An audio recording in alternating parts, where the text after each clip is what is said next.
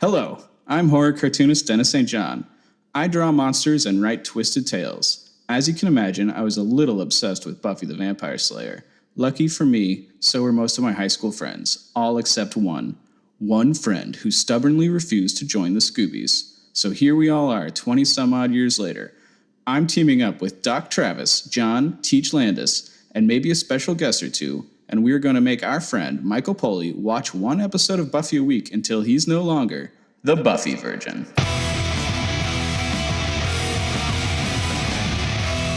Welcome to Buffy Virgin, a spoiler-free Buffy the Vampire Slayer podcast. We might be bursting into song and dance because this week we're watching Season 6, Episode 7, Once More with Feelings.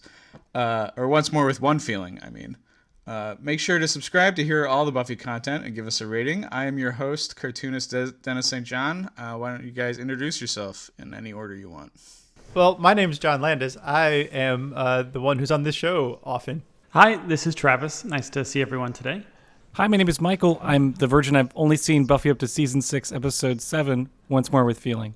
Awesome. That's all of us, guys. So let's get into Once More with Feeling. But first, we're going to do reactions from the Season 5 finale, The Gift.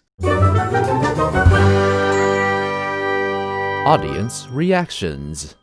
And we're going to start with a reaction from Silver Spike, who says, "You can still like Spike's character and be critical of it." And that's quoting us. "Well, duh. You don't say. Of course I'm critical of him. But amongst some people, the old double standard bit often comes out to play, giving other characters a get-out-of-jail card where they don't apply to him." I don't know what they're referring to there. This is another. "You're amazed Spike didn't push her for sex in this? Seriously? You didn't seem to be able to get the feel of the scene of the writer's intent. If you're asking this, shame." Spike's reaction triggered my reaction. Another quote from us. "Yeah, same here. When Spike cried, I cried." And then Silver Spike gives a personal aside here. "I love Chris Beck's music for the end tower scene so much that I ended up using it for my mother's funeral. A beautiful, quiet piece that now brings a tear to my eye for two different reasons." So thank you for sharing that. That's really powerful. Yeah. Sorry for your loss, Silver Spike. Yeah. Mick Bouchard says, "I don't have anyone to talk about Buffy with, so I'm living vicariously through you guys. Keep up the great work." Yeah. Start your own podcast, Mick. It's not that hard. Yeah. Or just continue to listen to us. It's fine. Garrett Thatcher returns to say, ask, "What do you guys like and dislike about Buffy Season 5? And now you've seen all of Angel Season 2, which is the better of the two shows?" I feel like everything you like and dislike about Buffy Season 5 is a big question. But we could get it, maybe answer these a little. How do people feel? So we're comparing Season 5 of Buffy to Season 2 of Angel? Yeah. I think Season 2 of Angel is got more consistent highlights. Wow. I think they spend so much time in Season 5 with Glory, and it's kind of a blah character at the end compared to what it could have been. Though, I mean, the last episode of Buffy Season 5 almost redeems everything wrong with Season 5, which is messed up. That it should, but it's a good ending, and good endings are important. Season 2 of Angel is just like a wonderful exploration of that show and those characters. I mean, it's got Gunn, who's great. It's got the Pylea stuff. I mean, it's really phenomenal fun, but it's also off the wall. I mean, yeah, so Season 2 Angel, more consistent fun. Season 5 Buffy, amazing ending, can't argue with. And I enjoy the Dracula episode more now in retrospect, but it seemed super corny and weird to start. But man, just Giles murdering Ben stone cold, so good. All right. Yeah. How do the rest of you guys want to add in? Oh, what you said. Season 5 is, it's really hard to argue with something that's that classic, right? Yeah. It starts strong with the Dracula thing. It ends strong with the gift, and it has the body in the middle. I mean, televised entertainment doesn't really get much better than that. So it's a high bar. But Season 2 of Angel's great. Yeah. I feel like the reason Season 2 of Angel works so well is because it balances so well with Buffy. Because, Buffy Season 5, especially the end, is, a real, it's a downer, and like it has some like amazing but downer episodes, and then Angel season 2 is like surprisingly light. Like they go to Pylea and they live in the light, and I really like that the two shows balance off of each other this season, and I feel like that's something I want more from television. Is like people thinking about kind of creating that. Trav, how do you feel? Yeah, I think Buffy has much more like highs and lows. Like when it comes to like the drama of it, it's much less lighthearted season 5. Although Glory is probably my favorite bad, like big bad, since The Master. Like Glory is a great evil. Like finally they had a good big bad compared to season 4. Angel season 2 is pretty close to perfection. I mean, Angel season 2 is extraordinary because of where it goes. The different episodes are usually all extremely high quality, and yeah, you get I mean, the end of season 2 you never would have even imagined at the beginning of season 2. Angel season 2 is so strong. It's so strong. So I can definitely see if people like Angel season 2 better than Buffy. It's more of a different than better. That's my opinion. Do I rewatch Angel season 2 more than Buffy season 5? Yes. All right, cool. Garrett also asks for Kelly. Just curious, does Kelly watch Angel 2 or just Buffy? And I don't actually have an answer for that. We can send this out to the ether and see if Kelly answers. I know she watches Dollhouse and Serenity, so I don't know, but I don't know if Angel has made the list or not. And Sagoff9 says, only Anya remembers the wish, right? Just on that, it shouldn't count as an apocalypse they refer to. Oh. But they know Good that point. the wish happened. But anyway, yeah. All right. So let's, in case you don't know which episode we're going to review, let's listen to a summary of it. The summary. We're finally here. It's the musical episode of Buffy. The episode that's so much fun to sing along to, we almost forget what the story is about. Xander and Anya sing about their secrets. Giles thinks Buffy should really be on her own. Dare discovers that Willow belongs in the friend zone, and Spike demands to be left alone. And in the final confrontation, Buffy reveals her truth. She'd prefer being dead to fighting demons. Who's responsible for this mess? Is it Dawn? Is it Xander? Who cares? Spike and Buffy share a real kiss. Wonderful. Beautiful. And now let's move on to Great Lines. Great lines. Yeah, my favorite, one of my great lines, it isn't a musical line, is just Dawn comes into the magic shop in the beginning, and she's like, you wouldn't believe what happened at school today. And then someone's like, oh, you broke into song and dance, blah, blah, blah. And she goes, I gave birth to a pterodactyl, which is just such a great kid response, like over the top. And then Anya's like, oh my God, did it sing? Like, oh, Anya, you're so precious. God, I love Anya. But I love that I gave birth to a pterodactyl. It's like, that's just a great like response from a kid. So for my great lines, what I did was I singled out two scenes in this episode. One of the cool formal experiments that this episode has that I really love is they constantly have these scenes where characters are talking over each other, but the way that it's mixed, they guide you to focus on one character or the other while the other one kind of babbles on in the background, and they keep doing this. And so what I did was I got as good a transcript as you can get of what they're saying in the background, because it's really easy to miss unless you've watched it a million times.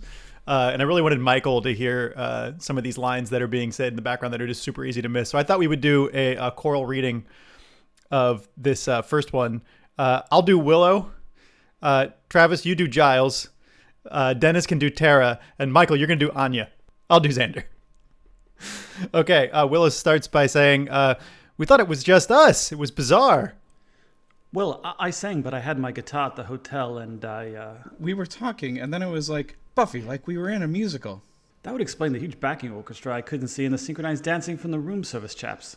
We did a whole duet about dinner last night. And we were arguing, and then everything rhymed, and there were harmonies in the dance with the coconuts. There was an entire verse about the cous-cous. It was very And then disturbing. Xander says it's very disturbing. That's excellent. I love Giles's bit about the backing orchestra that he couldn't see and the synchronized dancing from the room service chaps. That's great. That's a really great, like, I want to see that scene, but it's better that I have to imagine it. And then there's another bit where it's Xander and Anya and Giles all talking about like what they're going to do and what's going on. And then Anya has this great line that just fades off in the background, I think, while you're listening to the like car parking song. And Anya says, "It's like we were being watched. Like there was a wall missing from our apartment. Like there were only 3 walls and not a 4th wall. And my toes aren't hairy." Yay. It's good stuff. So many good lines in this episode, they don't even have to like let you hear all of them. Yeah. I chose another 4th wall breaking line. This is from Buffy. She goes, "Dawn's in trouble. Must be Tuesday." Yay. That was so funny at the time. Yeah. So I actually have like a copy of the lyrics from the Buffy Vampire Slayer record behind me here. So from the sleigh bill, the line that I really liked from "Under Your Spell," sung by Tara, which totally like eyes popped out of my head line is, "I break with every swell, lost in ecstasy, spread beneath my willow tree as she floats horizontal up above the bed." That is eye-popping. Awesome. Thanks, Mike. You're welcome. All right. I find her let's interesting because she sleeps above her covers. Oh, Thanks, Venkman. preteen John. That's great. All right, let's do the kill count. The kill count. We got 3 dusted vampires, 1 stabbed demon. I'm going to count the 3 little wooden boys as killed, and at least 2 people killed by being danced to death. But it could be more. All right, let's move into Weird Noticings and Trivia. Weird noticings.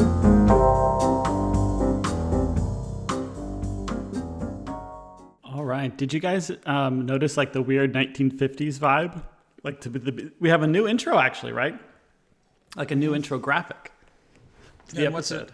What's it called in a musical where before it begins they play like the themes? The prelude or the overture? Yeah, thank you.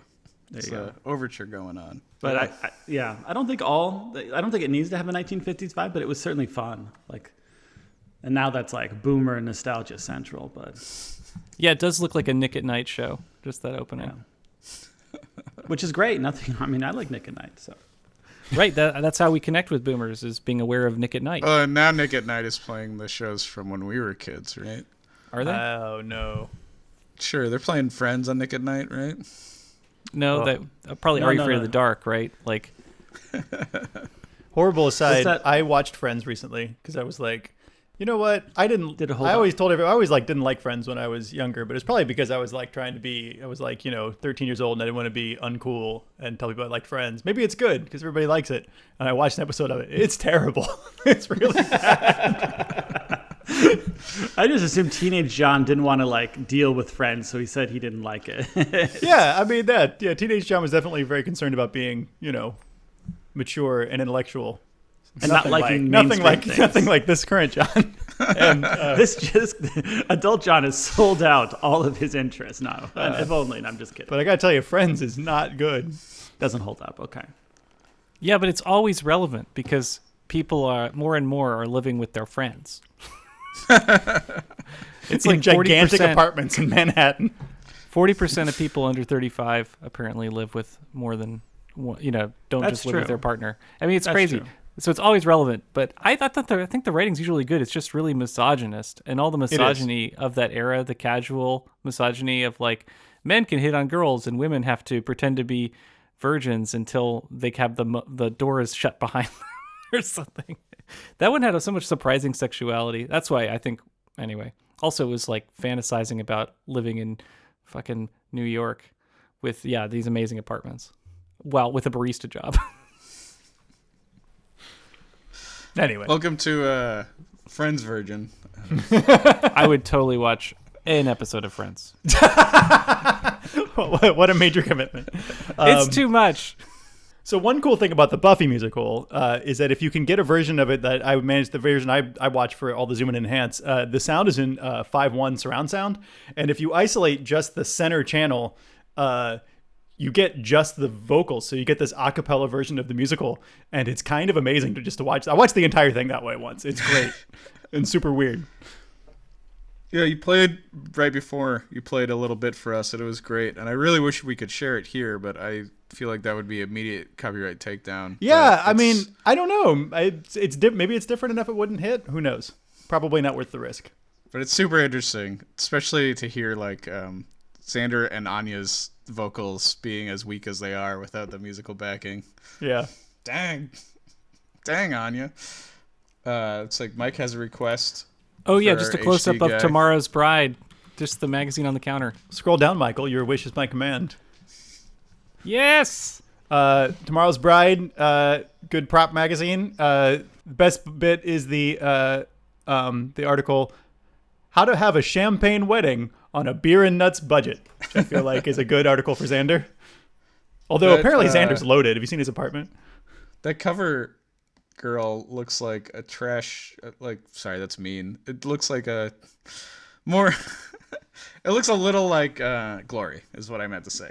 Oh, Yeah, I was looking at that. I'm like, oh man, why didn't they just hire the actress for Glory? Like, I'll remember her name in a second. Yeah, that's a missed Mercedes opportunity. McNabb? Is that it? No, that's Vampire. Oh yeah, Mercedes. that's sorry. Well, anyways, that's total missed opportunity. Like to have gotten somebody else. Dang, they're not. They didn't anticipate the zoom in and enhance back in 2001. It was a simpler time. I think it's probably the era of zoom and enhance. As a CSI, Yeah, that's kind of true. trope. Oh yeah. Zoom, enhance, X-Files. Enemy of the State with Will Smith was a real zoom in and enhance. that's a good movie. Yeah. That they do they get the security footage, The satellite footage and all this, and they're just like. Anyways, John, after all these years, I still feel like your tastes are arbitrary but angry. Well, it's an arbitrary defense of the mainstream, and it doesn't make sense when it happens. I It's a just really didn't good expect movie. you being like Enemy of the State, amazing movie, fuck everybody. I did not see your love for Enemy of the State, bro. Like that doesn't. That's make a really any good. sense. No, it's a great movie. Is there like a weird supporting character in that movie with Will Smith that we secretly like? I mean, I like all those Tony Scott movies where it's like there's this like a a Jeremy whole Piven in there's it? a genre of these huge budget sci-fi action movies where it's a black guy and a Jewish guy against a big unseen force, right? Enemy of the State is one of them. Independence Day. Independence Day is another one. Yes, and Will Deja Smith Vu. vehicle.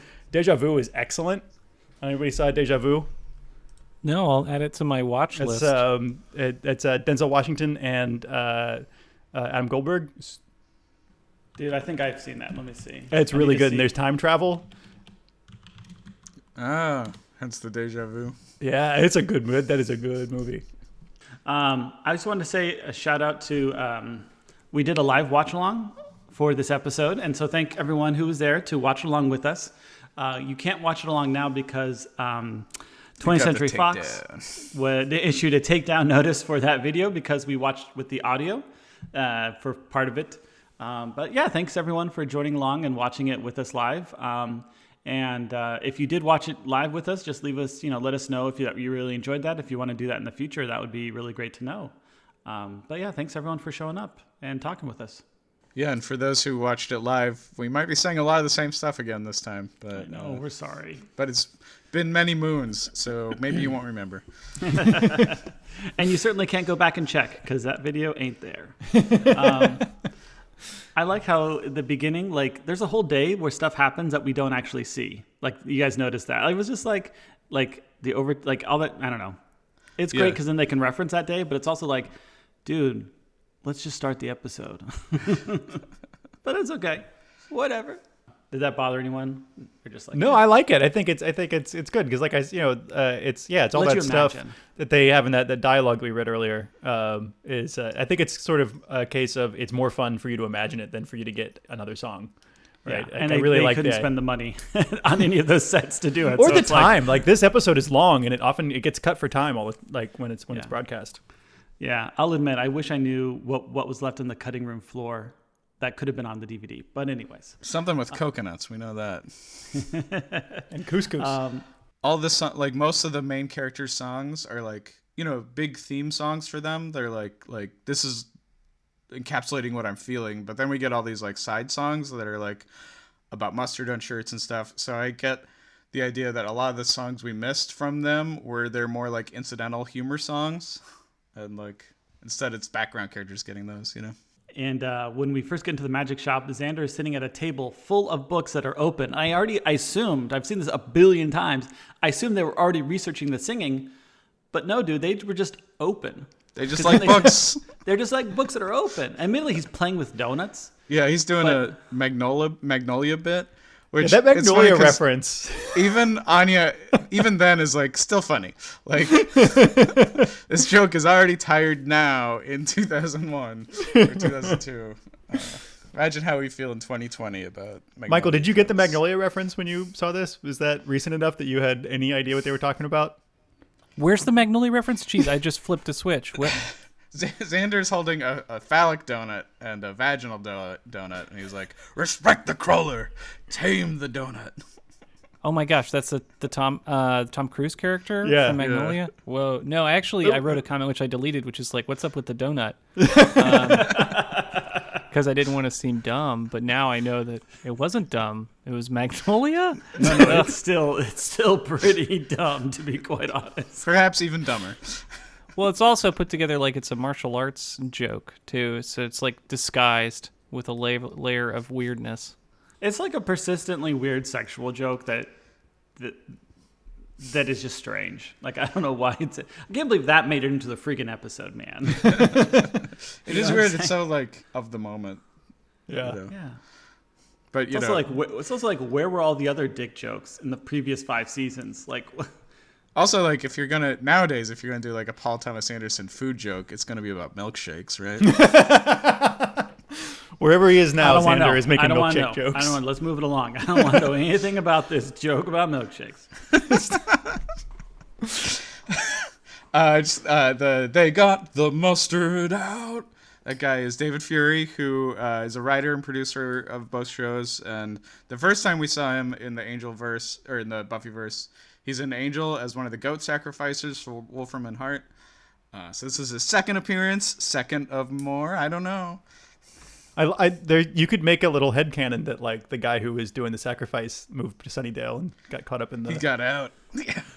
I got only to get wrapped up in another magical town. Yeah. That's like, I'm going to move to Sunnydale. I'm going to start over. I'm not going to deal with any of this magics or occult or anything. It's like his second day there. He's like wrapped up in some mass like. God, yeah. If somebody's moving out of LA to get away from the magic scene and they move to Sunnydale, they made a mistake. I'm sure there's so many magic towns in California. Speaking of magic, is everyone bothered by Tara's superfluous use of magic during her song? I guess it's just her song to Willow. Yes. Like, I'm not. I mean, obviously she was, she was chastising Willow just a moment ago, but of course she's forgotten, which basically enhances the message in the song. I was like, I was triggered by that use of magic. It was fun in a way that I would not have been had I not been watching the show. If you watch this out of Because context, they had the fight about superfluous magic. I get it. Yeah. Now, admittedly, Willow was like, I'm gonna disappear these people into a different dimension, right? But she also did the party favors. I mean, it's just this is uncalled Yes. for as a witch in any circumstance. But I don't know. I She's I wearing feel a like Disney you get a princess pass dress. when you're under a magic spell that makes you sing. You of course Yeah. also use your the magic you have to make special effects for yourself. Yeah. Yes. I mean, and I think she's you also a Disney princess yeah. right now. You don't dress like a Disney princess and not use some Disney style magic effects. I'm only disappointed they couldn't like summon bluebirds or jays. Like I'm surprised that the magic didn't summon like all the woodland creatures. That's the one. Maybe that I feel like that would would have have been been copyright just, strike. Yeah. Yeah, it did magically create a $25,000 animation budget. Unfortunately, would have been nice. If the twinkles are superfluous magic, is sex hovering superfluous magic? Oh, 100%. No, it's important that you connect with your partner. I think no. Well, partially it's about being in private versus public too. So actually, I think the sex magic I approve of more than the sparkly magic. I really like the sad literalness of Tara's song that she doesn't realize she's literally under her spell until the reprise. I mean, that's just good writing. It is. It's so fucking tight. Yeah, I respect it. So another zoom in and enhance. Xander holds up this amazing newspaper that says, what's the headline in the newspaper? It's mayhem caused, monsters definitely not involved. Yeah. And then if you zoom in and look at all the articles, you can read every article on that newspaper in the HD version, and they are just articles from some newspaper. They're really boring. There's one about a high school marching band. There's one about the mayor passing some law about use of police forces. It's really quite Who dull. is Sunnydale's current mayor? I mean, I guess you could take it literally, but it's like literally about a real mayor from a neighboring town. Yeah. It mentions the town by name. So sad. Yeah, excellent headline though. Excellent sleuthing. I guess it would give more. If you're trying to sleuth about where Sunnydale was literally, then it's like right next to this other town, right? True. Yeah, I can't remember what the town was now. I think it's San Fernando. The beautiful San Fernando Valley. Yeah, Dennis knows what's up with that. It's in LA, right? What else was I gonna say? Oh, his penis got diseases from a Shumash tried. Nice little callback to season 4. Not the best episode. It's weird though because every other spell from that episode faded. I mean, got is sort of could it be past tense, right? Yeah. I got ice cream yesterday doesn't mean I still have ice cream. But would you be complaining about your partner having had ice cream like 2 years ago? He got ice cream. I mean, Dr. It is Travis, if weird he that still has syphilis, that's pretty serious, right? No, I'm sure he was treated. I'm sure he went through the antibiotic regimen to treat that. Thank God. But yeah, it's a weird thing. I mean, it's just a fun thing that brought up. I mean, it's very memorable, like the line, because it's so strange, right? What other musical have you ever heard in your entire life where one of the lines is "his penis got blank"? You never heard another musical that had that in it. Marty Noxon plays the parking ticket lady. Also writer and producer, showrunner this season. So, and one of her lines that you can't really hear in the episode, but you can hear on the CD is, God. "Hey, I'm not wearing underwear." Oh my God. There's some problems with this. There's some problems with how people are singing and treating each other, but we're just going to pretend we don't remember that. So Dawn is stealing things so people will notice and pay attention to her, right? Is that what we're thinking with the Dawn stealing situation? Like it's like an adolescent acting out to pay attention to me sort of situation? Yeah, I mean, she literally stares at her like treasure trove of stolen items and then sings, well, does anyone even notice? Yeah. I feel for her in that scene because it's like she's there with Tara and she's like, "I love you, Tara. Like, I love that you're with Willow." And she's like opening up to her and Tara's like, "Oh, I gotta go. Bye."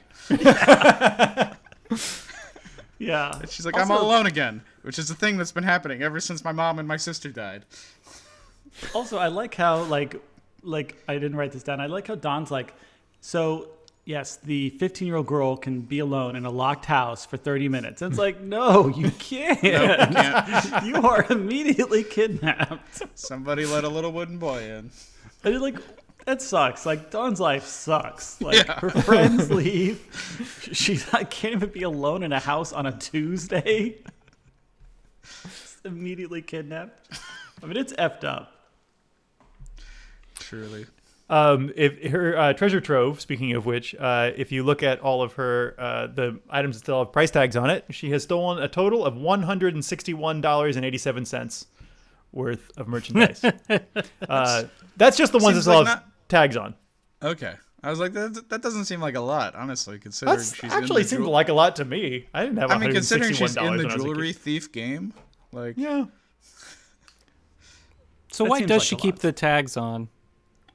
Why did she keep the price tags on her thieving? I like the theory she's trying to Well, get caught.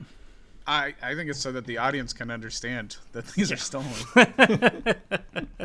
Maybe it's like a serial killer. Like the serial killer has to keep like, things from the victim that may identify the victim eventually. Yeah, and I assume she's mostly stealing from the magic box, so she can't wear these anywhere because they'll be immediately recognized. Well, Anya will recognize them for sure. Yeah. Other people, who knows? So it's just a clear direction for the audience. That's the main reason to keep the tags on. Because if you steal stuff, you would take the tags off. But you're also if you stealing could wear from you're also stealing from people that are always around and that will notice. So Yeah. it's stupid. And all those items are unique from the magic shop. It's not like stealing like a bag of Doritos. Let's give her the benefit of the doubt. It's going to make restocking when she gets caught real easy.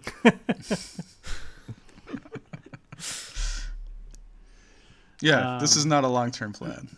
Yeah. Stealing never is a long-term plan. No. It is if you're Lupin.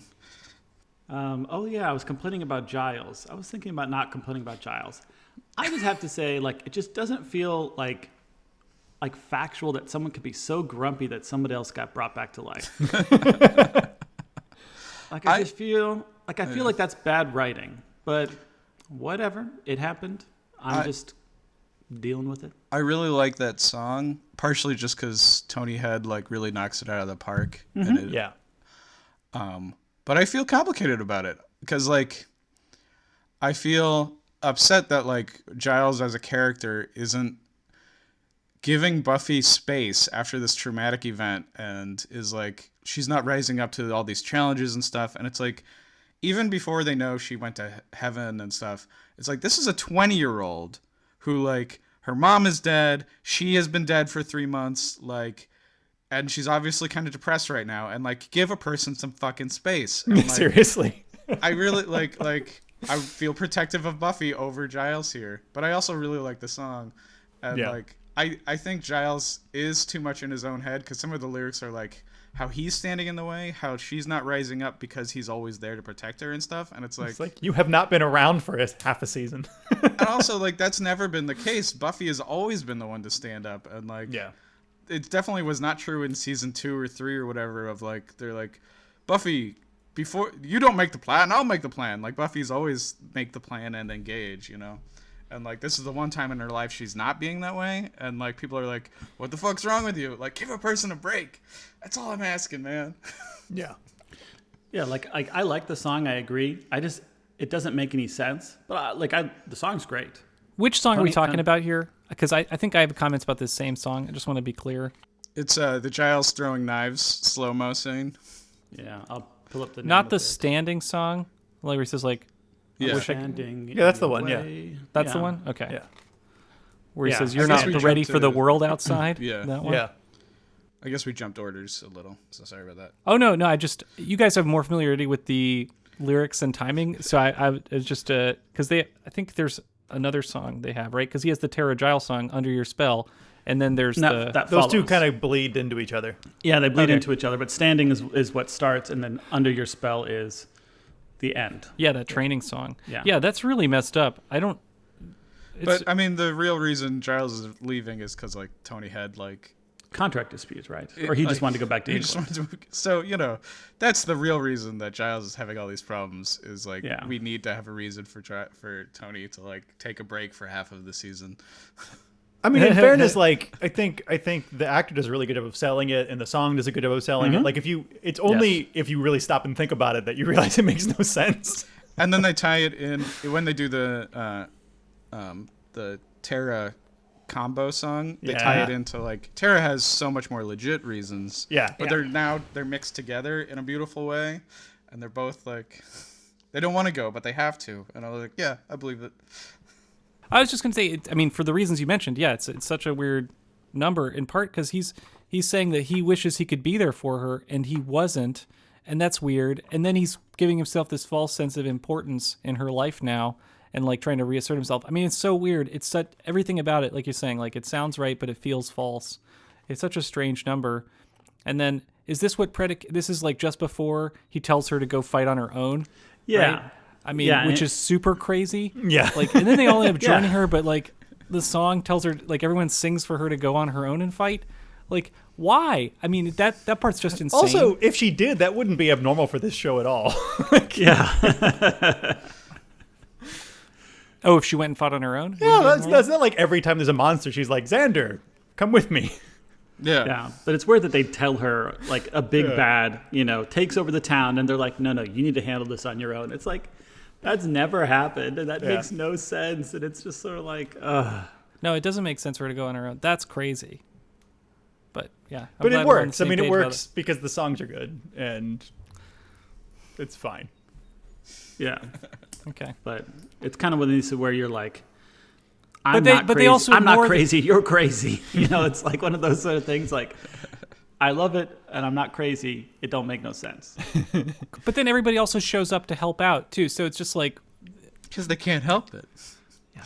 They're not going to, but then the song kicks in, and you lose control of your rationale when music starts. I feel like the dialogue is the least rational part of the episode, and that the singing is more rational. Well, that's a good observation. I kind of agree with that. That's good. That's true. Let's go back a bit to talk about Spike's song. oh yeah, so let me rest in peace. Only in Sunnydale do you have nighttime funerals. Yeah. I mean, I think we pointed out this, Which is the during worst place to have them. Well, especially in Sunnydale. Jeez, don't be in the cemetery at night. Yeah. I'm just asking for it. Who organized this thing? What a In the mess. intro to his song, just before his song, Spike talks about Yima Sumac. And I've watched this like 10 times and I've always been like, I should Google Yima Sumac, find out who that is, and figure out what that reference is. And I finally did today. Yima Sumac is a singer from Peru. And she has this insane, she's like from the 50s. She has this insane vocal range of I know this from Wikipedia today, but she has a vocal range of 4.5 fucking octaves. She's amazing. It's definitely worth spending some time on YouTube and listening to some Yima Sumac. She's really cool and good. She's on the soundtrack to Death Proof. And that's spelled YMA space SUMAC. That's how you spell Yima. Yima Sumac. Well, Spike's song is great. I love the back and forth on that. The like, leave me alone / where are you going? Yeah, I love that. Like at the end of that song where he's like, wait, why are you leaving? And it's like, your song is leave me alone. But of course, I guess Just emotional. like when they're singing in the crypt and he's like, leave me be. And then it cuts to outside and he's like, I follow you. And it's like, too intense.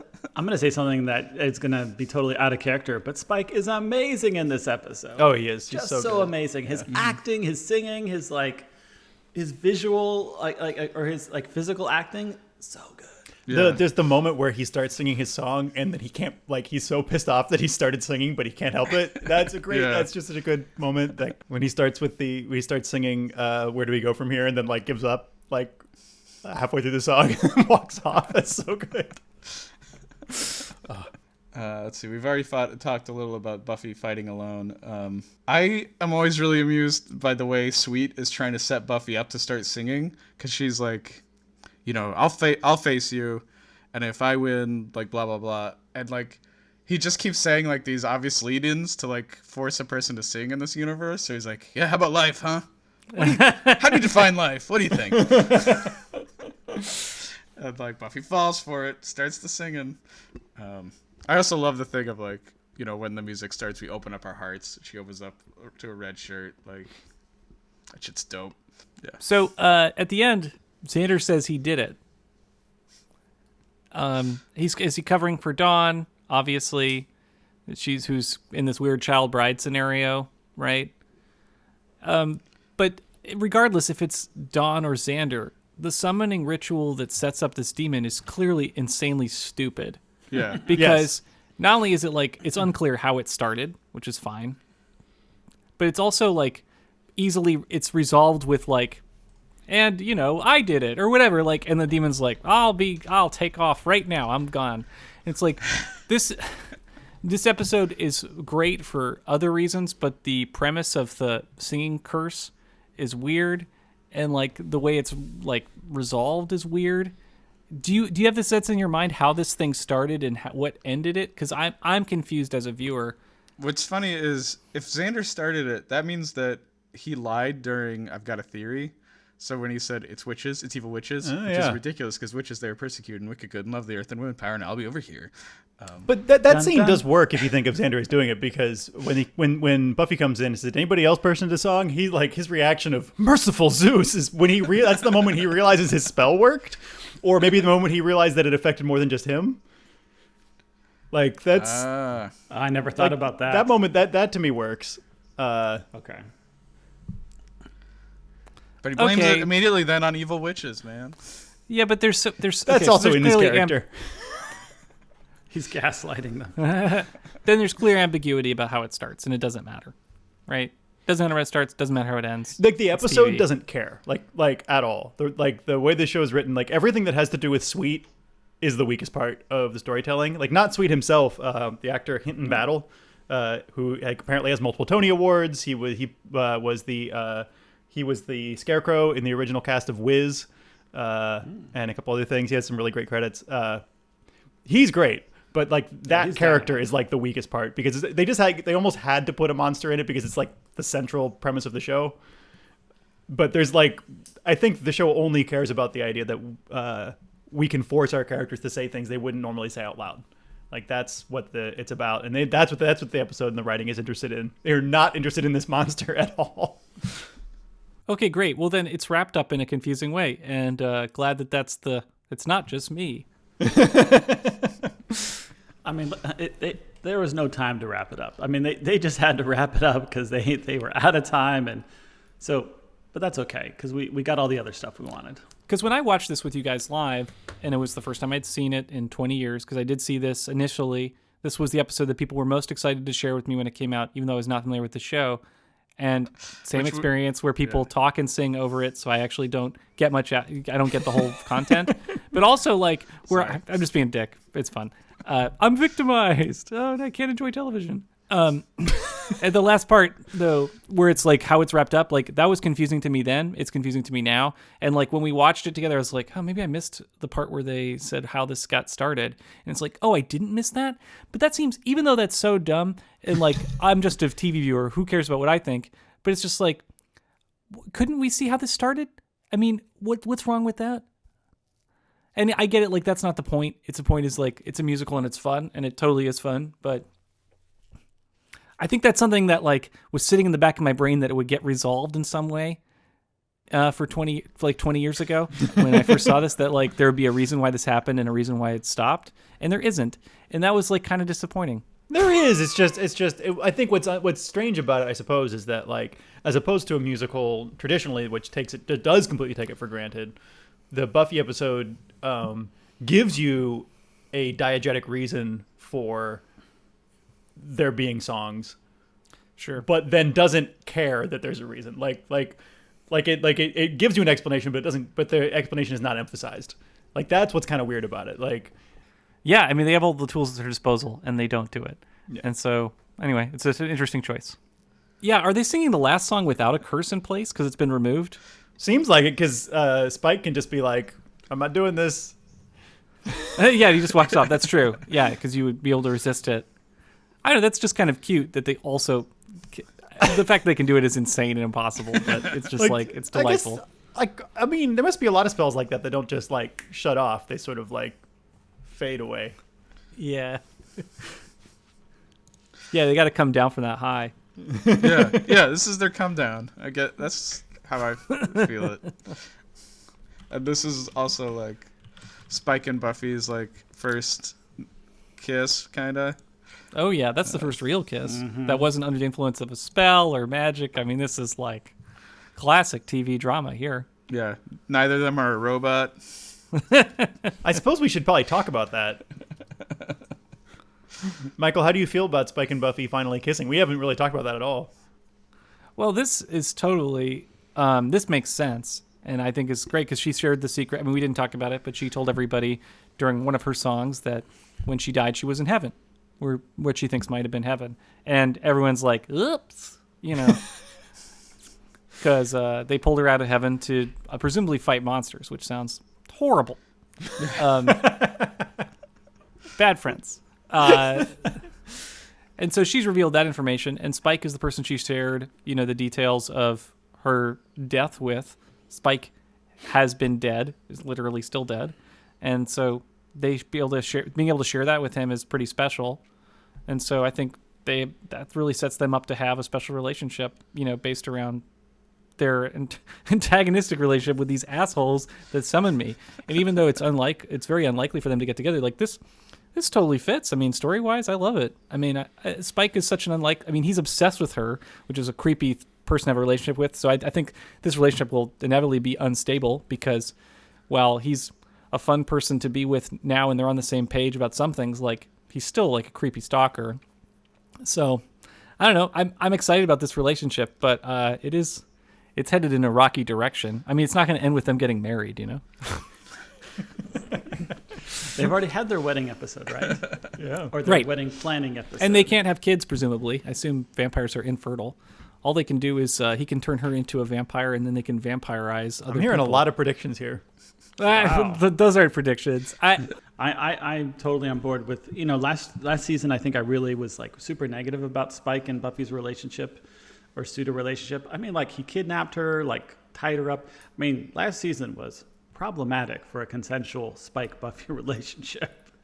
Let's be clear on that. This season, they're way, you said emotionally, mentally, they're way on the same page. Like it feels this one feels realistic.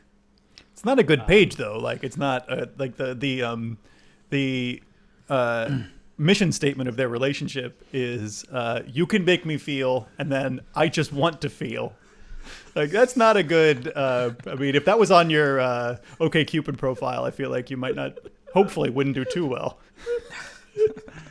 Listen, you get to a certain age, and having feelings is a lot harder. It's not like when they were kids; they could just have feelings. Yeah, I mean, yes, okay. It's probably not going to be a healthy relationship, but at least it seems realistic and like it's still honestly given like all the kind of insensitivity of like her best friends. Like honestly, Spike at this point is probably the one with like her back the most. Strangely enough, like the most supportive person is probably Spike so far in this season. To be quite honest, like giving her attention and spending time with her and then not pressuring her into things. Again, they both hate life. Yeah. You know what sucks? Life. You know what sucks? Life? Vampires. Hey. Oh, you're on a roll today, John. All right, you guys want to move to questions for the group? And we got a lot this week. All right. Oh wait, I had one last thing. I was going to recommend the CD. Cool. Oh yeah, for the album. And Mike, you can agree or disagree. You're the only one who also has the vinyl. So this got reissued on vinyl last year, which was amazing. And I think the vinyl sounds better than the CD, and way better than the MP3. So if you want to buy the album, make sure that you either buy the CD or the vinyl. Or like a download from a streaming service, but make sure it's not the MP3. So the most economical way is to buy the CD from Amazon.com. That's only $10, and it's way better than the MP3 that Amazon sells. So don't be confused on that. And if you don't want to buy a CD, then you can go to Tidal.com or store.tidal, and you can buy the FLAC. Because it sounds so much. I have both files. So the reason I say that it sounds so much better is I had the old MP3 file because I had the CD, lost it. Then I downloaded the MP3, and then I played it, and it sounded not very good. What sounds much better is like if you stream it from Hulu. So say you're listening on your whatever, The Hulu stream sounds pretty good, actually. It sounds pretty good. But the vinyl sounds way better, in my opinion.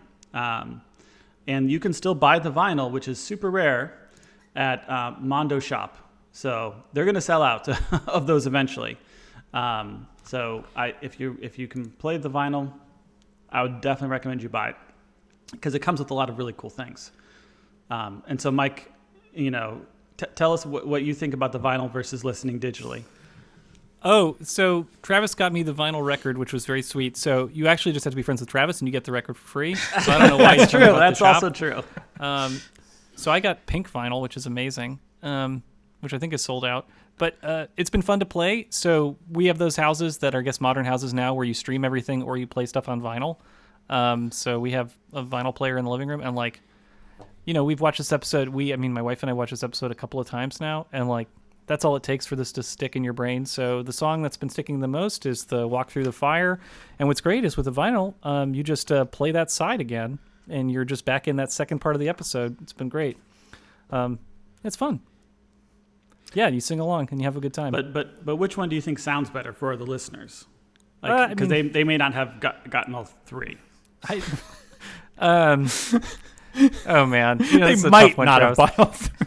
They might not have. I think the best is listening with friends. That's the best. Aw.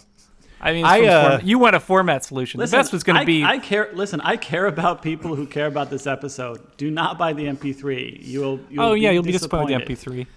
And the reason I say that is it sounds very, very thin. Okay, the human voices don't sound as rich as they normally would. Okay, so that's what you're missing. You get to hear the songs and sing along. I get it. I'm just telling you what I care about you, okay? That's all. That's all. You know what? Getting this bulky, crazy big piece of art with Buffy the Vampire Slayer on it, and then opening that up and then taking out a big pink-red record with this crazy art inside. Oh, that's great. This just feels fun, and so you just start smiling from the first minute you kind of get this kind of thing. So I think the emotional feeling of playing the record because it's such a bizarre, obscure thing to own anyway. Soundtracks are weird like that, and this one's so unique. Have a TV soundtrack, which no one ever buys TV soundtracks unless it's X-Files, maybe. I don't know. Yeah, just Mondo does a good job with stuff like that. Yep, Mondo is fantastic. So thank you, Mondo. They have a Peanuts license, and they do a really good job with their Peanuts posters. And the only thing I would say about the vinyl is this is not going to be remade. So they didn't even reissue vinyl for the original CD, or the original soundtrack was just CD. Came out in Nobody was buying vinyl in 2001. Yeah, vinyl went out of fashion. So Mondo, thank God, thank you, did all the hard work. They pressed all the vinyl. But I want to tell people, I don't think that when this sells out, I don't think there's going to be more pressings. So if you're a super fan and you're watching this, I do recommend you buy the vinyl because at some point you're not going to be able to, and that's going to be sad. I only listen to Og Vorbis files dubbed to 8-track, so until they release it that way, I'm out of luck. All right, let's do questions for the group. All right, first question here. How long do you think you could live inside of a musical? Oof. Forever. Take me there. 5 minutes. Take me there. I love that. So we've got forever and we've got 5 minutes. So 5 minutes is one song, right? Yeah. So you're one and done with this. You're like, yeah. I mean, especially I can't sing. I have no singing voice whatsoever. When I do karaoke, I have to do B-52s and other people who don't properly sing. Talk singing. Yes, talk. There's a German word for it. Spreche singing. Really? Wow. Yeah, I forget what the word is. I'm saying a week for myself. I would like to do it for 1 week. But it's just I would like a quarantine for 1 week at a time, not for the indefinite future. So musical for 1 week would be great. I think it would be terrible to be living in a musical universe during quarantine. Oh, no. Just singing to yourself. Living with myself singing, which is basically what I'm doing anyway. People who know me know I sing constantly. But I think a week sounds good. Like especially if if that week was like a vacation week or something where I was doing something. There's like a big activity where we could sing about it. I don't necessarily want to go into work and sing about like doing approvals, reading all the files. Sounds like you're ready, dude. Well, you have to have at least one work day. That's just how it is with this As musical. far as I'm aware, there's only one of us who's ever actually been in a musical. Really? No one else has been in a musical except me? No. I've been in operetta as well. Yeah. Yep, been in some musicals. Including The Sound of Music, which is the ultimate musical. It Weren't you one of the destroys all Nazis other in that? musicals. Yeah, I was a Nazi. In a musical, I played a Nazi. In a staged musical. You know, musicals are great. They're awesome. Unfortunately, TV decimates the viability of the medium of staged musicals. But anyway, it's fun. What is your relationship deal breaker when it comes to magic? Ooh. You can use magic. Again, sex magic, totally fine. Yeah, I think we're all there. Although That I mean, is only sex magic. Relationship enhancements. actually, careful totally what you fine. say, because sex magic's a real thing. That's like a Aleister Crowley thing.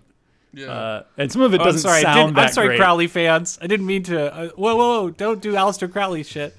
I mean, they can. I don't think it's I have necessarily one of bad. his sex magic books that I never read, but it's still on my shelf somewhere. Yeah. Well, it sounds like it's threatening you, so be careful around that book. So this ties into Aleister Crowley Sings from That's the beginning right. of the season. That's right. Barely. This is so tangential. Don't even. All right. So sex magic, definitely. So relationship enhancements that are purely pleasure. Yes. Chore magic. Chore magic is approved. You want to animate the broom to sweep up the house? Yes. Totally into that. Where it's not cool is obviously is manipulating my past relationship. Like anything you do to fuck with my past relationships, you're like, oh, I don't like that you have exes. Or something like that. They're all dead now. Or something stupid. Like, what? Anything involves death, obviously. That'd be fucked up. You can't kill anybody I know or we know together. But you're cool with stranger murder. Well, Listen, we all participate in stranger murder. Sorry.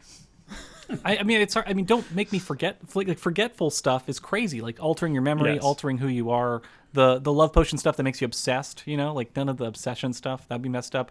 Don't turn me into an animal. No Cersei's around here. But what about turn you out of an animal? Turn you from an animal to a human? You're okay with that? Yeah, that makes sense. That's What if fine. you started out as an animal? Like if you were a fox, would you be cool with being turned into a human for romantic exploitation? Yeah, obviously, I'm totally cool with it as a fox. I mean, Because that's trading What's- up in your mind. yeah, it's obviously trading up.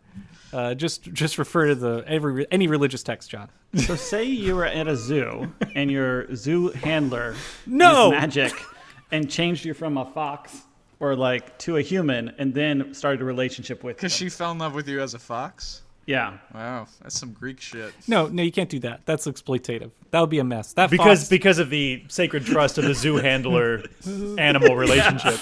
I mean, it's the zoo. The Zoocratis Look. oath that the zookeeper takes.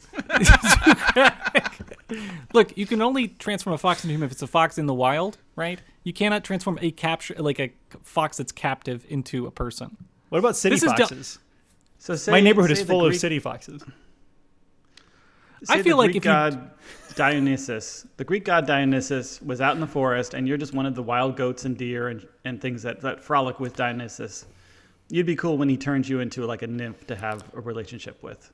Okay, I still need to address John's comment, Travis. But so the fox transformation, city fox turned to person. Like, first of all, you get what you pay for. Okay, you think that you just turn a fox into a sexy being and you're gonna have a wonderful time. That's still a fox. You better be careful. That you're gonna get your face slashed and like whatever horrible noises that foxes make, you're gonna end up making one of those noises. Okay. Foxes make horrible noises during sex because I have to hear that shit out my window. Well, why didn't you have it in your bedroom? Because you can It hear sounds it even like louder. an 8-year-old girl screaming for her life. It's a horrible sound. It's a horrible. And you hear it in the middle of the night. It's awful. So you're saying you have your windows open in the middle of the night? I do, because in this country, John, it sounds people like you open live in a windows. haunted forest. Is that true? Dude, Crystal Palace is like a haunted forest. Are you constantly making gingerbread like houses and giving candy to children? Like it sounds like a German fairy tale. Or all right, Mike, address mine. It's Greek mythology. You're a woodland creature, Dionysus, or his nymphs show up to the woods. They're all frolicking, drinking wine, and they have control of the animals, and they're gonna zap you to have relations with, and they'll just transform you. I mean, yeah, of course. Like, who would say no to Greek gods are an Greek gods. orgy with gods in the forest? Yeah. That's like, also I can explain away and say I couldn't control it, so I can still go When back your to fox wife is my like, regular life, afterwards. where are And you? It's like, God turned me into something, and I'm not clear what happened. Just had a lot of fun. There is like a blackout situation when you're partying with Dionysus. So you're right. So there are some you're right. There are some extenuating circumstances when you're partying with the party god. So so here's the deal breaker for magic. We need to discuss we need to have consensual magic. That's all. Yeah, I think it all comes down to that's it. consent. It's all about the C word. Consent. Yes. Hey, here's a great. Oh, sorry. No. What? Now I'm on a roll. What animal are you irrationally afraid of? Anya is terrified of bunnies, for instance. And I'm wondering, is that like a play on like the fertility of bunnies? Well, You know what I mean? I think that's 'Cause deeper. that- I think that's deeper thought than the show gave Yeah. it. I think They it's like, just a "Oh, running joke that started with Let's season make her 4. afraid of a fluffy animal. Yeah, because she needs to dress as something spooky in that episode, and she chooses bunnies. Yeah. So I'm irrationally afraid of snakes. So I can answer that question for you. If I see even a stick on the ground that looks like a snake, I'm up. Really? I'm up, and I'm worried about it.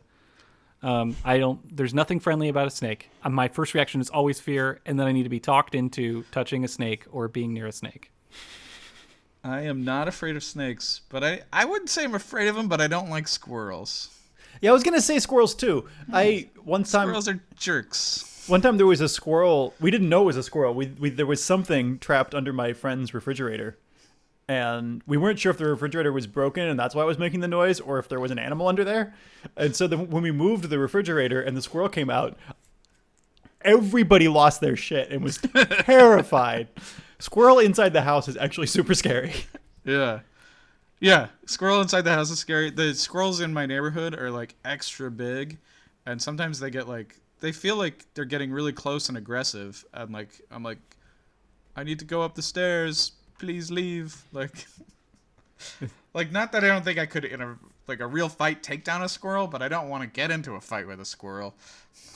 Dennis, did you ever notice the squirrel in the movie Silent Running? Silent Running.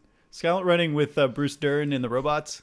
No, there's a squirrel in that? There's a squirrel in their space station? Yeah, because in the space station and in the spaceship, it's like they've got like a little Garden of Yeah, Eden the set up, and there's all the kinds of Arboretum animals, thing, yeah. and then there's a shot they cut to this squirrel on a log, and it is the most obese squirrel I have ever seen. It's amazing. Well, it's because they probably had to train it with 1 billion pounds of sweets. Back in Michigan, when my parents lived there, my mom totally, she always set up a lot of bird feeders, but the squirrels super got into them there, and they became incredibly obese. And then they all got picked off by this red-tailed hawk that figured out the situation. So we had, I would come and visit that's them, good. and they had Mom had just amazingly fat squirrels, like incredibly. And if the heart disease didn't get them, the red-tailed hawk definitely did. I felt no, empathy for him. I was like, good, get out of here. I think I'm afraid of either centipedes or millipedes or earwigs. Oh yeah, because earwigs. Good call. I've seen all of those in my house. Like, I've never seen a squirrel in my house or a snake in my house, but those I have definitely seen in my house. I once had one of my ex-partners, she was afraid of all things bug, and I will remember this. She made me kill a dragonfly that had somehow gotten in her apartment because she was terrified of it. And she's just looking at me, and she's like, I know this is killing you, but kill this.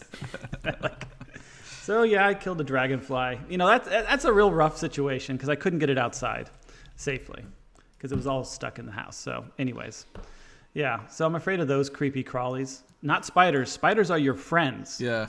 But many people are afraid of spiders. But I'm like, spiders are what's going to get rid of the really nasty, creepy crawlies. You know what I mean?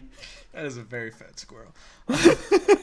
Yeah, I like spiders. And I keep crickets and other super worms in my house now. So I can't say I'm afraid of them. I got to feed them to an animal. I feel like I have the body dysmorphia. Like, that's how I feel. This obese squirrel. Maybe you can flash it on the screen. But, like, that's my body dysmorphia. I feel like I look like that squirrel. Aw, Dude, you look great. Stop it. you look good, Durham. I know. Oh, thank you. You don't look anything like that squirrel. I promise. Okay. I don't see Although that your squirrel tail think is about pretty you. similar. Curses. Cool. So we obviously cut that segment and then move to the next part here. Does Giles want to get on with his life? Giles is inscrutable. I don't know what he wants in this episode. It doesn't make any fucking sense. He just can't wait to get back to Bath. Maybe Olivia's in Bath. Oh, yeah. Maybe Olivia. I mean, I think he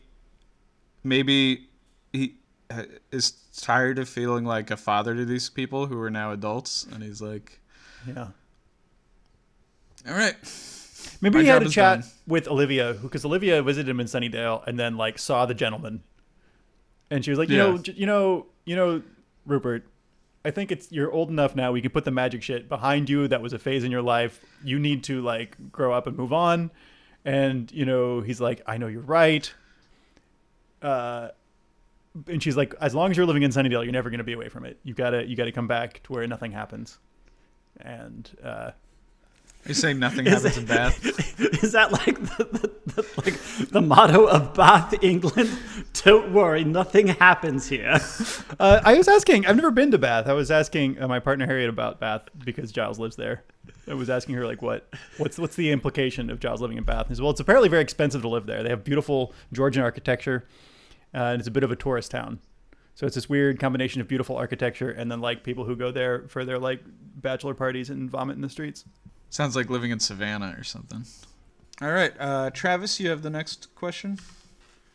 Oh, I said my favorite song was the Giles and Tara duet, which is the name is oh gosh, I'm out of this. Under Your Spell. Well, you can just say Under Your Spell and Standing, yeah, together. So it's the Standing is the first one, and then Under Your Spell. Yeah. What are your favorite songs? I mean, they're all great, but I like Spike. I like Rest in Peace. The song is so good. yeah. Rest in Peace is so damn. On the live stream I talked about, I'm guilty of putting that on multiple mixtapes for multiple women in my life. This is my stalker song to you, baby. Yeah, exactly. Yeah, exactly. Yeah. I think, like, in terms of, like, the actual, like, best songs, it's probably the Giles, Tara one and the Walking Through the Fire, whatever that one's called. Yeah, that's a good song. I said on the live stream, though, I have a lot of affinity for the Xander ANYA one, partially because, like, one time Travis and I did that whole back and forth in a car together. It was amazing. I have a lot of affection I'll for never that. tell. Yeah. I'll never tell. Yeah. But they're all good in their own way. They're fun. Walk Through the Fire. Yep, that one. It's the best. Right I now. think I've Got a Theory gets stuck in my head pretty often because there's so many, especially on this show during predictions. There's so many times where it's like, oh, I've got a theory. Something isn't right there. Where do we go from here is pretty. I mean, Yeah. they're all amazing. Oh, blah blah blah. Yeah, which one don't you like? Boo on. So, like, shows having a musical episode is a pretty constant TV trope right now. Like, and I feel like Buffy. I feel like Buffy, like, really in the modern era started that, but I could be wrong. But does anybody know? Well, luckily there's a Wikipedia page which is a list of musical episodes of television shows. And they list some things that I think don't count. Like they actually list the Deep Space Nine episode with Vic Fontaine, the first episode with Vic Fontaine as a musical. It's like just because they're singing in it doesn't make it a musical. But so apparently the TV musical episode started in 1966 when Gilligan's Island did it. I have not watched that episode, so someone should check and tell me if that's really is a proper musical. But the Drew Carey Show definitely did it in 97. Simpsons did it in 98. Xena, I think, is the big one for this, which is that they did it in 98 as well. The Xena musical episode I've seen that. It's definitely like a musical, and it's similar to this, obviously, in that it's a similar sort of supernatural dramedy show.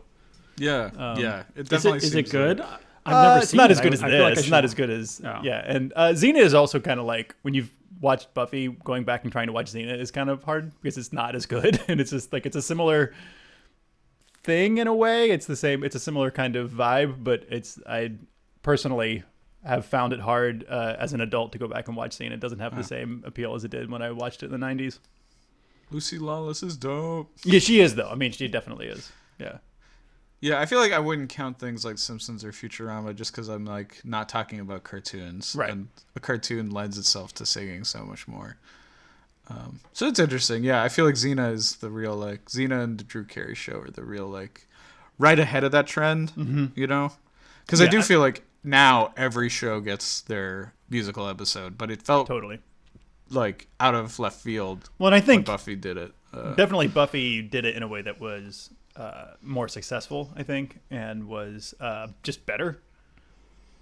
Yeah, that they're like, we can do it in a way where it's not it's not like a silly joke. It's like, this is the episode with the budget, you know? Yeah, exactly. Yeah, and at the time it was a big deal. Like again, it's a longer piece than the normal time slot, so it like had to have special scheduling when it was first thing. It was all this kind of like promotion that was there. I remember there being full page magazine ads for it when it came out. It was a big deal.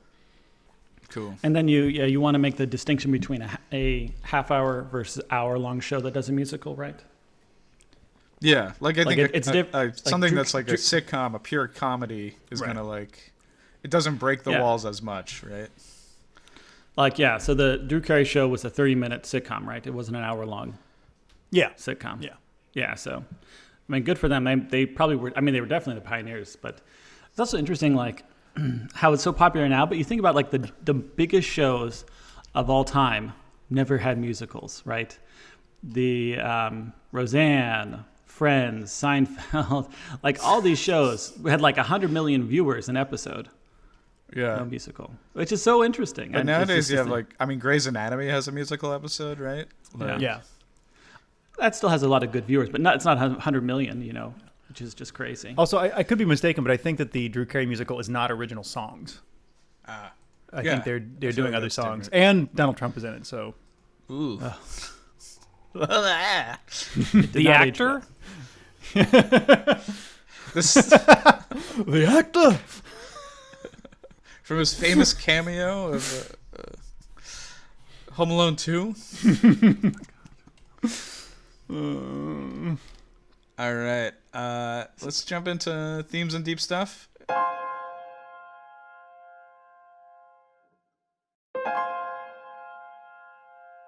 Deep stuff.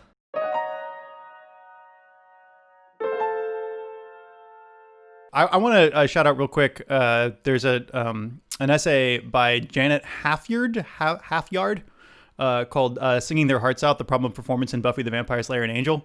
It's from the Internet Journal of Buffy Studies. I read that. That's pretty good. That's worth checking out. But one of the things that she writes about, and I'm probably not giving her argument the shrift it deserves, but like she points out that like in the Buffy verse that like performance is something that is sort of seen as problematic, and she talks about Caritas, and that basically like people who are good at singing are sort of suspicious, and that like being able to put on a good show means you're untrustworthy. Like being having talent and having ability is something that is sort of marks you as untrustworthy. Oh, that's sad. Yeah, which I think was an interesting point. And then like and that one of the things that like she kind of sort of says is that like having all of these sort of non-professional singers doing the songs in the Buffy musical and then setting them against Sweet, who is played by a multi-Tony award-winning singer, is sort of partly what makes him a demon, makes him a monster and makes the characters, our characters that we love, the fact that they all can't sing perfectly makes them more endearing and makes us trust them more. I just thought it was interesting. But like as sort of a alongside that point, one of the things I really love about the musical that I think is at like really at the heart of it is that like they can't decide if singing is a marker of authenticity or if it's a marker of falsehood. So like on the one hand, the whole central premise of this is that when you sing, you let your heart out, right? And you say things you normally wouldn't, and you're more honest than you normally would be. But on the other hand, there's a number of lines that use the metaphor in the exact opposite way, right? Sweet says that's the penalty when life is but a song. The idea of something being just a song or just a performance, or like a song can be this symbol of authenticity and of trueness, but it can also be this symbol of falsehood. I thought that was really interesting. I think that's like it goes right at the core of like the way the show is deploying the musical concept. Yeah, that's really interesting. Yeah, and it also said she also said, I think it was her, maybe it was another essay I read, was saying that like there's an interesting connection that they make between, and that you can really see the connection between like songs and musicals typically don't move the plot forward. They are sort of this pleasure you take in the moment, but they don't really move the plot forward. And that the exact same thing is true of fighting scenes in shows like Buffy. That like singing and butt kicking are both these visceral pleasures we take, but they don't move the plot forward. And they're this sort of break from the story in a way.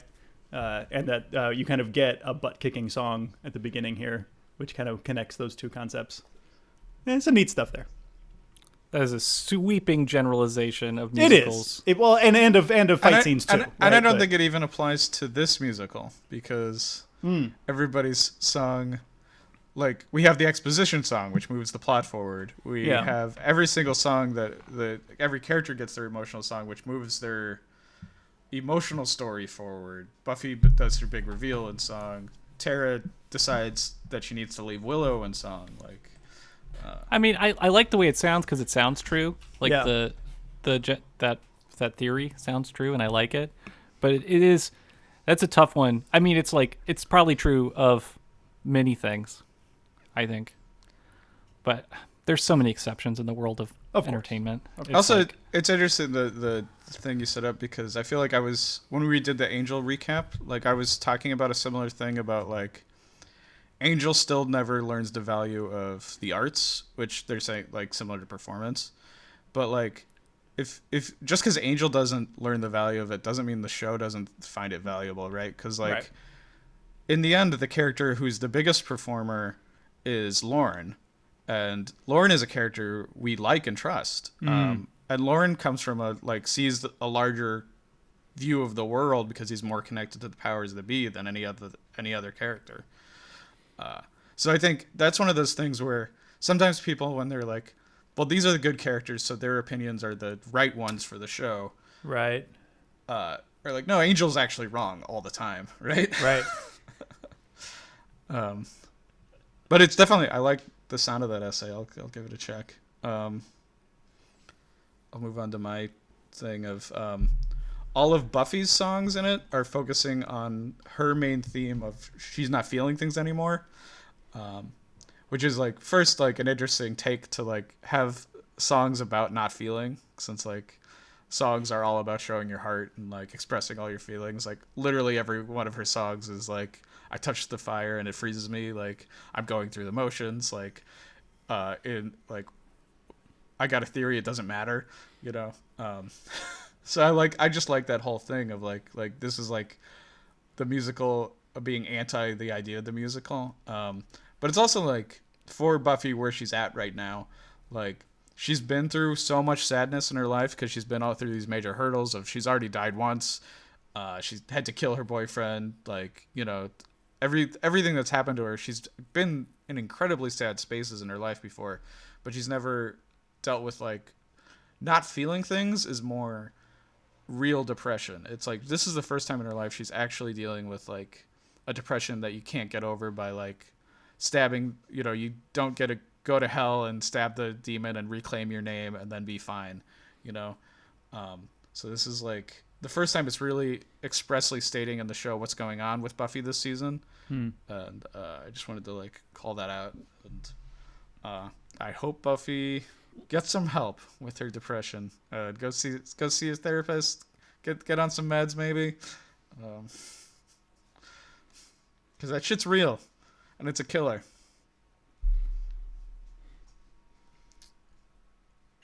All right, I think that's themes. So let's move to recommendations. And I wrote some down, but Mike, I know you had some more. Because this is the tough one for me, because I was like, this is the one area of of movies that is really not my area of expertise, is musicals. So I picked. I went with the horror theme. I was like musicals that are in the horror genre. So start with Little Shop of Horrors.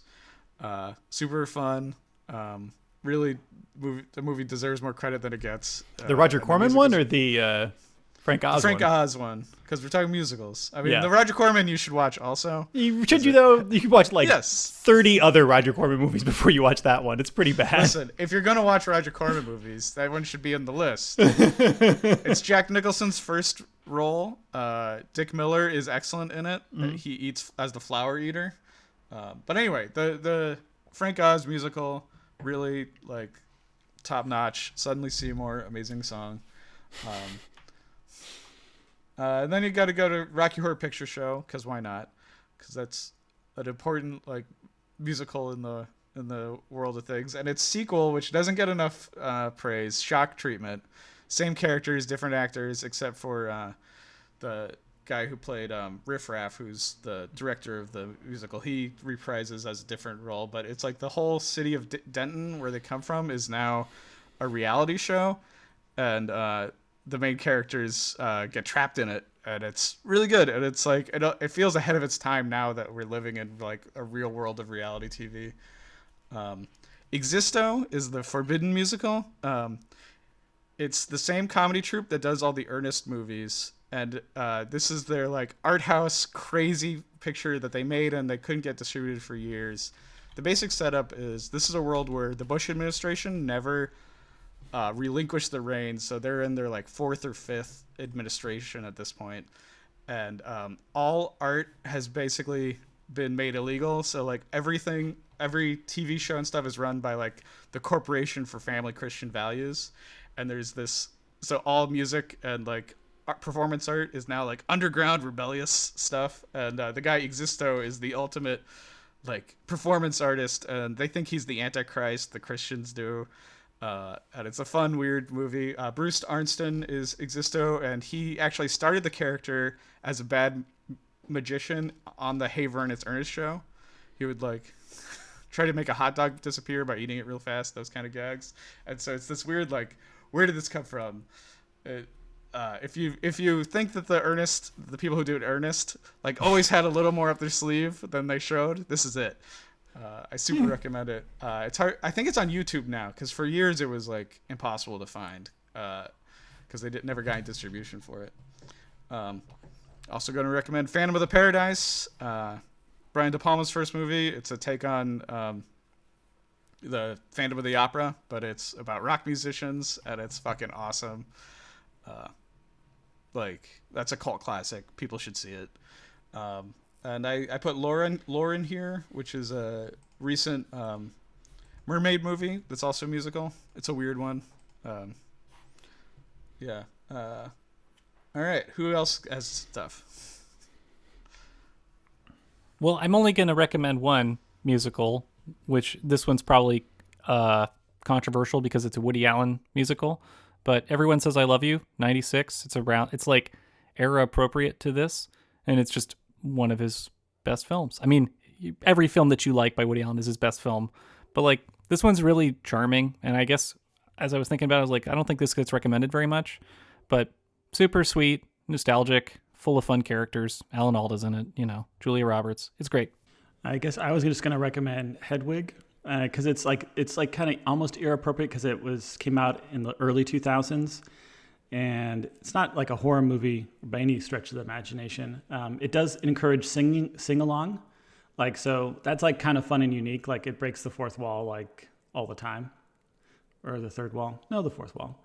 As for TV shows, some of my favorite musical episodes that followed this were the Scrubs musical episode, of course, which is very fun, and then also which is a half-hour sitcom or a half-hour comedy program, and then Psych the musical. That's an hour-long like drama program. But so like if you want to get another hour-long show that has a musical, then that's what's unique about the Psych musical. So anyways, those are just off the top. Awesome. Thanks, guys. All right. Let's do predictions.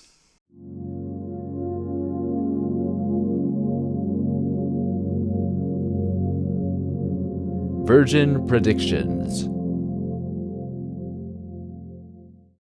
Okay, let us see where we stand. Michael, at this moment, you are at a 62.07% overall. And for season 6, you are currently at a 62.5. So let's see if we can make those numbers go up or down. Okay. For the musical episode, Michael, back in season 2, at the end of season 2, episode 22, you predicted that Xander is not going to become a bad guy for more than one episode. So he did become a bad guy in a way, maybe a hapless guy during this, but it's not for more than one episode. Dennis, am I assuming that's why you highlighted this? Yeah, well, this is one of those things where we should have really, back in season 2, we didn't know how pedantic we'd get it. This is such a legit weird sentence that it's hard to like confirm or deny. Right. It basically has to go through the entire season to see if he becomes a bad guy in 2 episodes. But I would say if we accept that Xander caused this, then he is the bad guy this episode. So Okay. if he never is a bad guy in another episode, Mike will confirm this based Oh, on okay. this. I kind of read it as more than one episode, running. But, okay. Sure. Okay. This one's a little bit more cut and dry. Yes. This one's a little more cut and dry. In season 3, episode 4, Michael predicted Willow will face evil bunnies before the musical episode. This was Michael misremembering because when Michael as the Buffy Virgin from the very beginning he had seen the musical, but he misremembered the whole bunny thing as being something that happened to Willow rather than ANYA. Because he didn't know ANYA was evil. He didn't know. Yeah, I mean, he was a much more innocent man back then. So this one is denied because nobody's met any evil bunnies on the show. So that one's denied. Let's see. Season 4, episode 14, Michael made 2 predictions. Tara will be identified as a good witch, and Willow will be identified as a bad witch. Now, I kind of want to make the case that during I've Got a Theory, Xander says it could be witches, some evil witches, and he kind of gestures towards Willow and Tara, and then rolls it back and says that witches were persecuted, Wicca good, and love the earth, etc. So I think is he in that moment identifying Tara as a good witch and identifying Willow as a bad witch?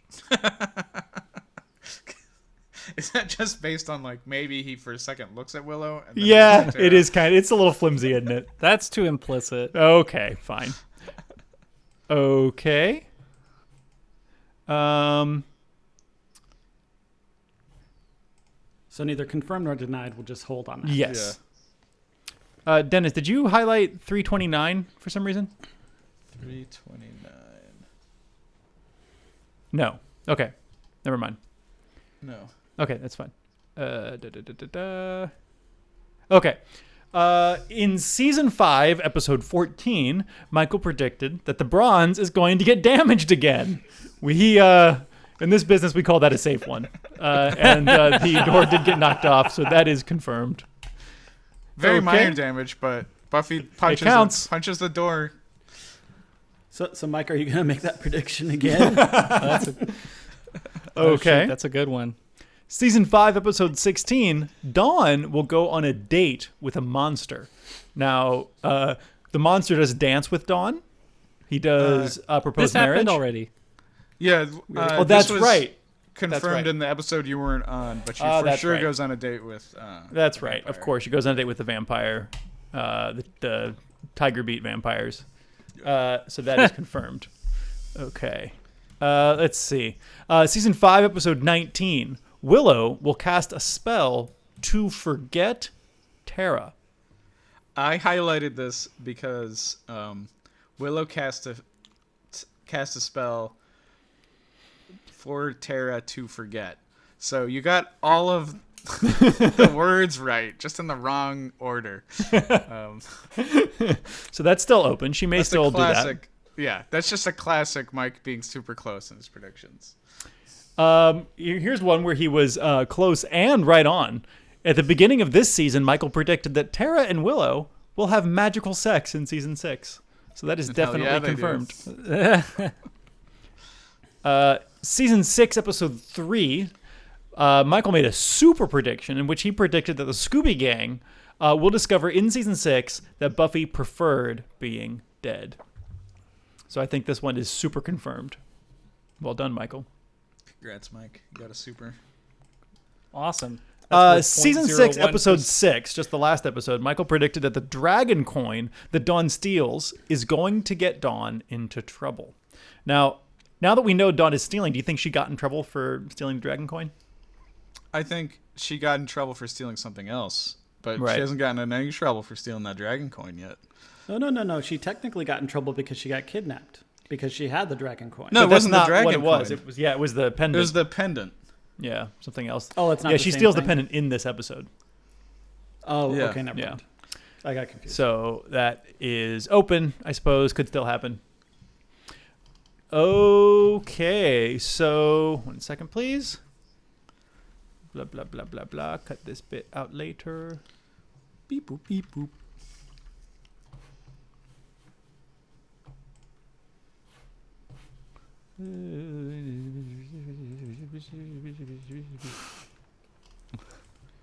Is that the sound you make when you're reading, John? Yes, that's my reading sound. Those are that's what the sound of the circuits in his brain make when they're active. Which is not very often. You Okay. gotta think too hard, the fan kicks on. Is that John just like blowing? Okay, so Michael, your overall accuracy has jumped up then from a 62.07 to a 62.69, dudes. And your accuracy for season 6 has gone nowhere. It stayed exactly the same. No, that's because I didn't put the freaking numbers in right. God damn, I always do that. It's like, how's that possible? There were so many confirmed predictions. Excuse me. And there was a super. And Problem is the super. I don't know. Whatever. There's so many ways the thing gets diluted with the supers.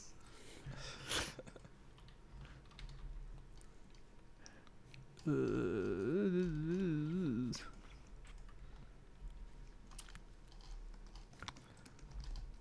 I have new predictions, but I'll wait until the calculation is complete so I know where my numbers are at. These are the numbers I take the most seriously.